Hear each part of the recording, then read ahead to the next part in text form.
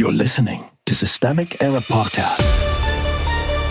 The failure was designed. Critics flip its Patriot Front militia marches on Washington for July 4th, based on an article by Sir K. Burris.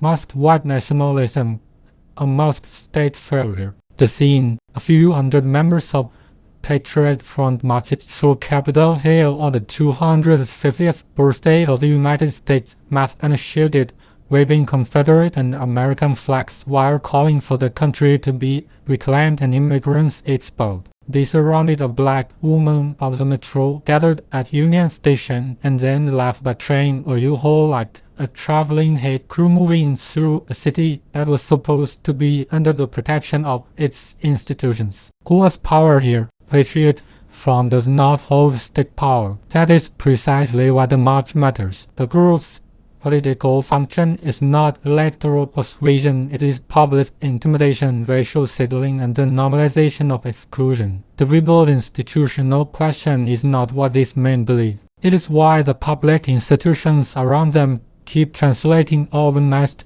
white supremacists into soft language, low urgency, and procedural drift. The misdirection machine. The most revealing detail in the source is not the march itself, but the shruggy misreading around it. A National Guard soldier reportedly called them protesters. That is not neutrality. It is institutional laundering. When armed or quasi-armed white nationalists are described in the same vocabulary as ordinary demonstrators, the state is not confused. It is declining to name the threat plainly. That refusal protects their aggressor more than the public. The mask hid the message. The masks are not evidence of hidden struts. They are evidence of public shame and tactical cowardice. Jamie Dupree's line that they have such a popular message they need mass lands because it exposes the absurdity. A group preaching a white agnostic cannot survive exposure without concealment. The Confederate flags, inverted American flags, and metal shields are fodder for grievance,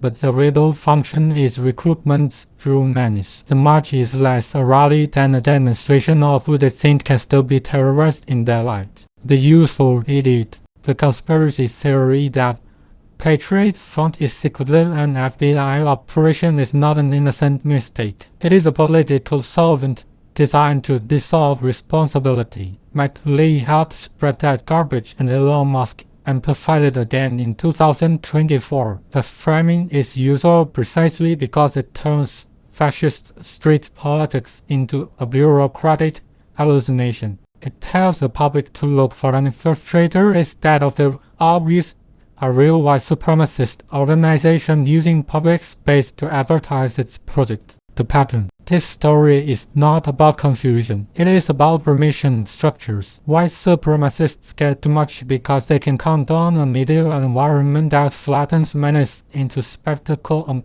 public officials who understand what they are seeing and on internet power brokers who recast organized hate as a prank assault. That combination is the real political danger.